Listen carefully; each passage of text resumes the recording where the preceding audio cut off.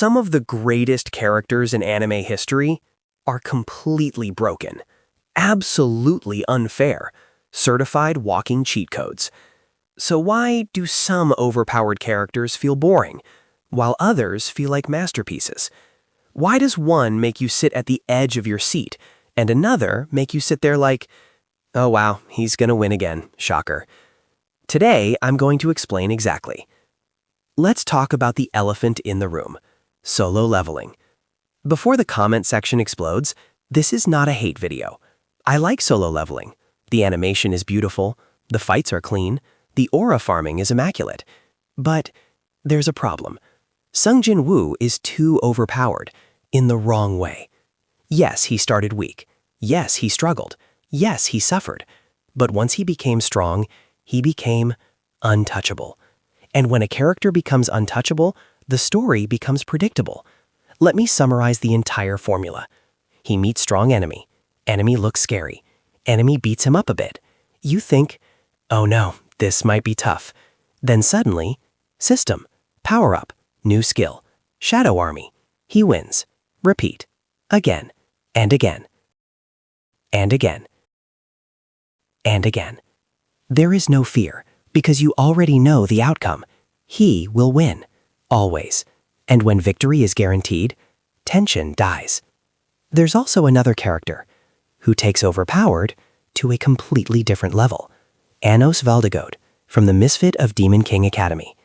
Anos is not just overpowered, he is beyond overpowered. He can kill people with his heartbeat. No, I'm not joking. His heartbeat. He can revive himself after dying. He can revive others after they die. He can overpower ancient gods. He can rewrite magic. He can literally overpower logic itself. At some point, you stop asking, how will he win? And start asking, okay, so how disrespectful will the win be this time? And that is the problem. Here's the thing people misunderstand. Being overpowered is not bad writing. Bad tension is bad writing. Let me show you the perfect example. Mob Psycho 100. Mob, or Shigeo Kageyama, is probably one of the most overpowered characters in anime history. He can destroy entire cities. He can defeat basically anyone. He is absurdly broken. So why is he interesting? Because his struggle is not about winning fights. It's about winning his life. Mob doesn't want to be strong. He wants to be normal. He wants friends. He wants confidence. He wants to grow as a person. His real enemy is himself, his emotions, his loneliness, his identity. The fights are just background. The real battle is internal, and that is character development. Here is the most important rule. If your character has unlimited power, you must give them unlimited consequences. Let's talk about the greatest example of this, Escanor, from the 7 Deadly Sins. Escanor is literally invincible during the day. At noon, he becomes the one, the strongest being alive. He humiliates enemies, destroys villains, dominates everyone. He is him. But at night, he becomes weak, fragile, pathetic. He lives in fear. And even worse, his own power is killing him. The very thing that makes him special is also his curse. That's what makes him tragic. That's what makes him human. That's what makes him interesting. Power with a price. Let's talk about a newer character who does this perfectly, Gachiakuta, and its main character, Rudo. Rudo is overpowered, but not in the way you expect. His ability allows him to turn objects into weapons called vital instruments, or jinki, which means he can literally pick up trash and turn it into something powerful. A broken pipe, a piece of metal, even something people threw away.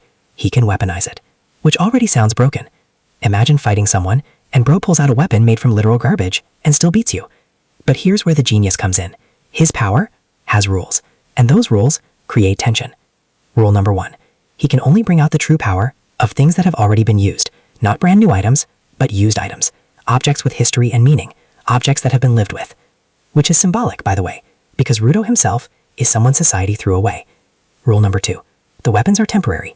They disappear. They break. They don't last forever. Which means he cannot rely on one overpowered weapon.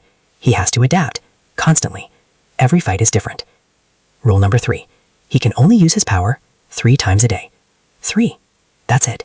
Which means every single use matters. If he wastes it, he's vulnerable. If he misuses it, he could die, which forces strategy, forces creativity, forces tension. Because now, when Rudo fights, you don't just think, oh, he wins.